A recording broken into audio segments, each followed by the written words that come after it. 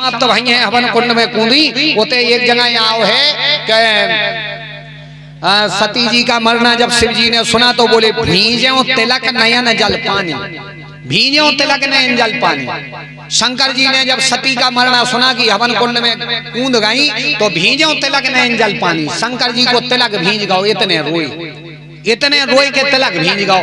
अब मन में संशय का आओ कि तिलक लगत है कहाँ, कहते लगत के नहीं। चौपाई कह रही कि भीजो तिलक नयन जल पानी, तो तिलक कैसे भीज गओ? तिलक लगा थे और आंखें होते थे तो आंसुआ बहती हैं से भाई, आंखें इते हैं तो नेचे घुमाए हुए, तो तिलक कैसे भीज गओ? का शंकर जी मूड के भर साथ के रोकते रहे और का उल्टे हो गए यहाँ से, फिर रोंग लगे सो भीज गओ।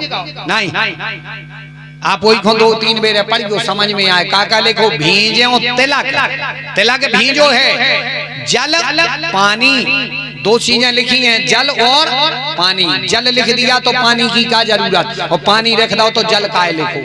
2 चीजें क्यों लिखी? क्योंकि जब इनने सती के मरने की बात सुनी तो अकेले शंकर जी ने नहीं सुनी, इनके सिर पर बैठी है गंगा, तो गंगा ने भी सुनी और गंगा को भी आंसू आ गए। और गंगा का जो निकला वो है जल, इसलिए लिखा जल।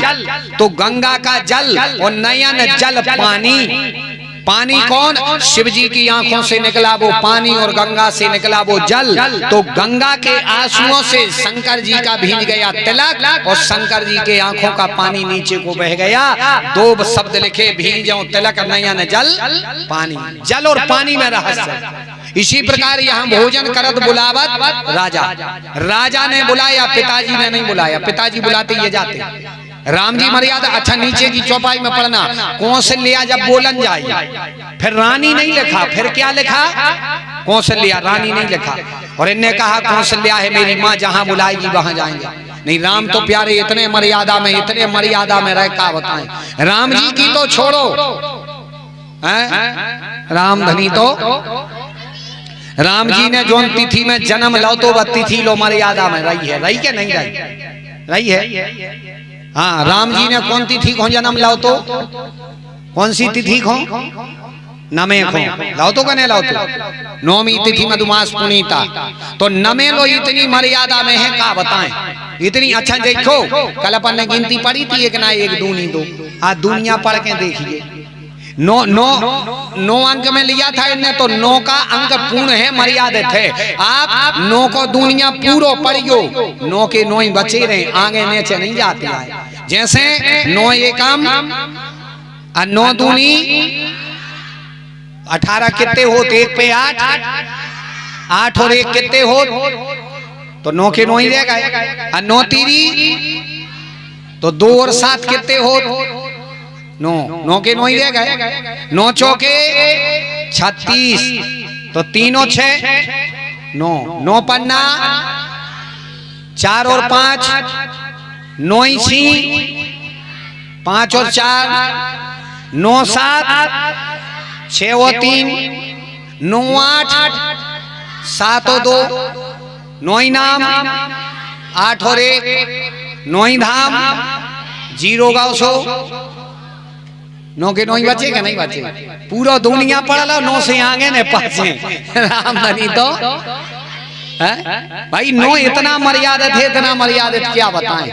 कहने का भाव, राम तो ठीक, राम की तिथि भी मर्यादित है, वो कभी मर्यादा नहीं तोड़ते। कहने का भाव, कन्हैया कहने लगे सुनो, जो भाव से बुलाता है मैं जाता हूँ, ये बाबा बुलाते हैं सो मुझे जाना पड़ता है।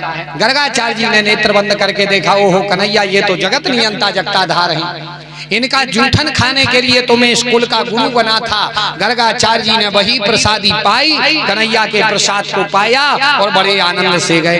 कन्हैया बड़े आनंद से निवास करते हैं। एक दिन मैया ने कन्हैया को तैयार करके सुला दिया। सुबह सुबह मैया उठी और उठ करके मैया दही बिलोहती हैं कि एक दाग्रह दासीसु एक दाग्रह दासीसु यशोदानंद गेहनी करे मंत्र नियुक्तासु निर्मथमा स्वयं। आज मैया यशोदा अपने लाला के लिए दही निकाल रही हैं। एक दाग्रह दासी सो यशोदानंद गे। यशोदा जी अपने घर में दही निकाल रही सुबह सुबह उठकर, और कि मेरा लाला आएगा माखन मांगेगा, अभी अभी दे दूंगा, ताजा माखन दे दूंगी। अच्छा देखना, ये कथा हमें और आपको एक शिक्षा दे रही। क्या शिक्षा दे रही? यशोदा जी के यहाँ 9 लाख गाँवें हती, तो 2-4 हजार नौकर ने हुए, लेकिन नहीं, अपने बेटे के भोजन की व्यवस्था मैया यशोदा खुद कर रही। मतलब ये कथा बताती है कि बच्चे जब छोटे हों तो माँ बाप का भी दायित्व है कि अपने बच्चे की व्यवस्था माँ बाप को जरूर करनी।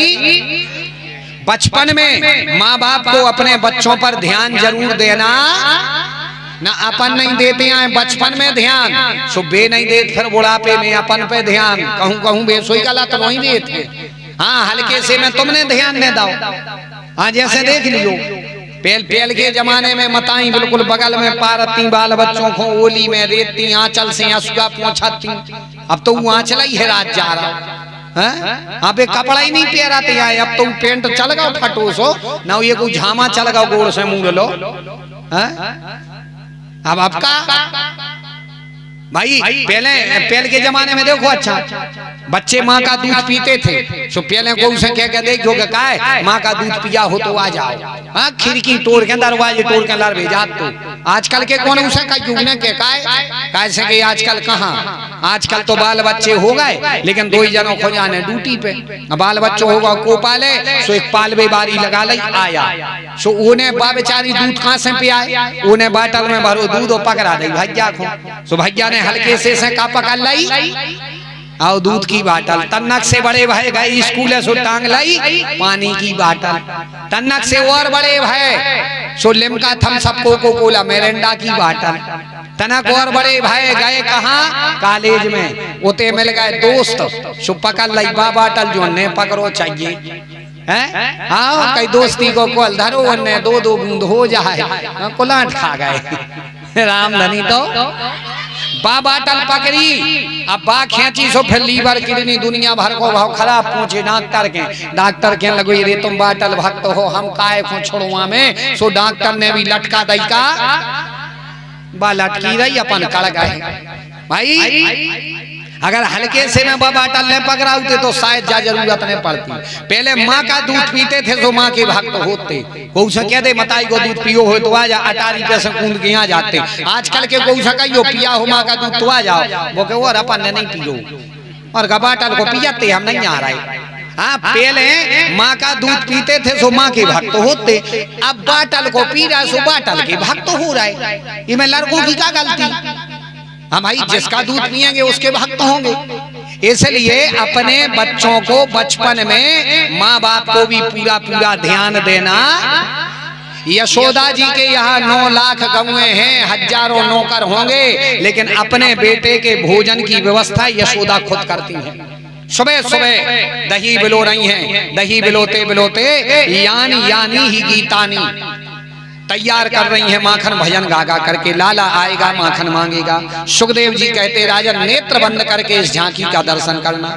कन्हैया जी आए, घुटमन आकर के मटकी पकड़ ली, मटकी पकड़ करके कहने लगे माँ मुझे माखन दे दो।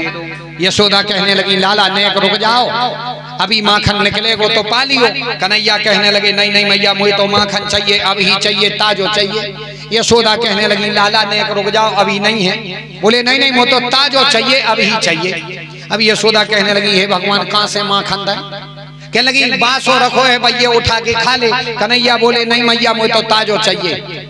यशोदा जी कहने लगी अच्छा लाला सुनो, माखन से भी सुंदर एक चीज और होती है पता है? कन्हैया कहने लगे का? बोले माखन से सुंदर होता है चंदा। चंदा जानो? अरे कन्हैया माखन भूल गया, बोले मैया आप तो चंदा चाहिए। अब यशोदा जी ने बोली चंदा कहाँ से लाएं? एक कुपरा में भरो पानी और रख दो सामने, सो चंद्रमा का प्रतिबिंब आया, उसमें छायरी बनी, कन्हैया को दिखाया, बोले जे है चंदा।